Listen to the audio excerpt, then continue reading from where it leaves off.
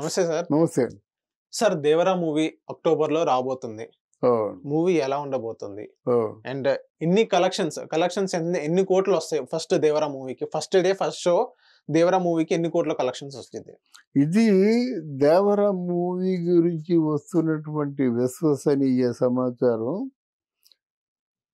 తారక్ ఒక నట శిఖరంగా భావించొచ్చు. అంత గొప్ప నటన ప్రదర్శించాడని చెప్పేసి అనుకుంటున్నారు. ట్రేడ్ వర్గాల వారు కూడా తొలి రోజే 100 కోట్లు అంచనాలు వేస్తున్నారు. తర్వాత ఏంటంటే ఇంతవరకు నటించిన సినిమాలు ఒక ఎత్తు, 'దేవర' సినిమా మరో ఎత్తు. అంటే అన్ని సినిమాలకి తూగే సినిమా. ఇక్కడ ఇద్దరు, ఒక డైరెక్టరు, ఒక హీరో, వీరిద్దరూ కూడా చావు బ్రతుకుల్ని తేల్చే సినిమా. కొరటాల శివ అంటే సూపర్ హిట్ కాకపోతే ఇక డైరెక్షన్ ఫీల్డ్‌లో ఉండేవాడు ఉండనివ్వరన్నమాట. ఇన్ని కోట్లు ఖర్చు పెట్టి తీసిన సినిమా, ఇంత ఎక్స్‌పెక్టేషన్స్ ఉన్న సినిమాని నువ్వు ఇంత పాడు చేస్తావని అంటారు. కనుక ఆయన చావు బ్రతుకులు తెగించే సినిమా. ఇక్కడేంటంటే 'త్రిపుల్ ఆర్'లో ఇంత కష్టపడినప్పుడు కూడా ఆయనకి ఏది పేరంటూ రాలేదు. సింగిల్ హీరో కాదు. గనకనే ఇంత స్పెషల్ ఇంట్రెస్ట్ తీసుకొని ఇంత బాగా రావడానికి కారణం ఆ నటన కూడా తారక్ అద్భుతమైన నటన ప్రదర్శించాడు అంటున్నారన్నమాట. గనుక ఈ సినిమా తారక్‌ని కూడా ఒక నట శిఖరంగా నిలబెడుతుంది. తర్వాత ఏంటంటే ఒక ఎన్ని కోట్లు కలెక్షన్ వస్తుందంటే మనం చెప్పలేము గానీ, ఒక పాన్ ఇండియా సినిమా అవుతుంది. ఎక్కువ భాషల్లో రిలీజ్ అవుతుంది. ఓవర్‌సీస్‌లో కూడా రిలీజ్ అవుతుంది.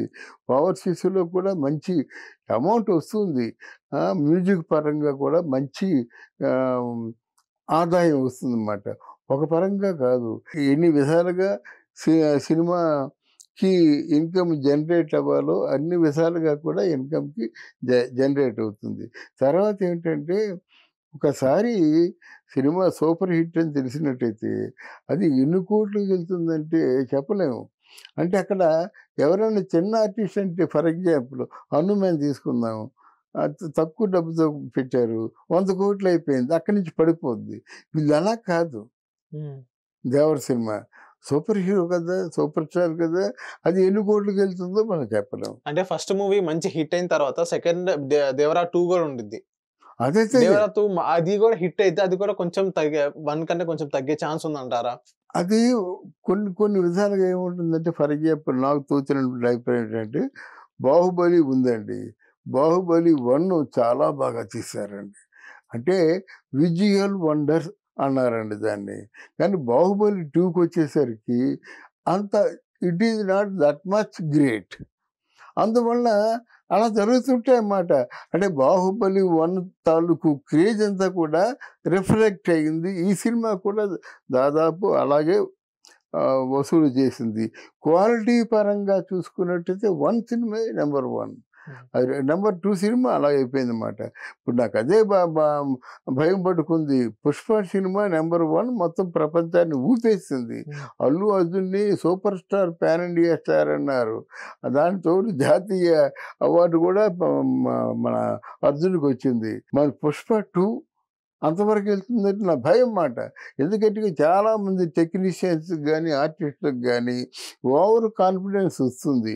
ఆ ఓవర్ కాన్ఫిడెన్స్ లేకుండా ఒళ్ళు దగ్గర పెట్టుకొని చేసినట్టయితే బాగుంటుందన్నమాట. అందువల్ల ఇది కూడా 'దేవర' కూడా కొరటాల శివ చావో బ్రతుకో తేల్చుకొని చేయవలసిన సినిమా గనక ఆ కొరటాల శివ తాలూకు ఆ గొప్పతనం బయటపడుతుంది. తారక తాలూకు నట శిఖరం అని అన్నానే నేను. అది కూడా రుజువవుతుంది. ఇది తప్పకుండా జరిగి తీరుతుంది. Thank you sir. Thank you.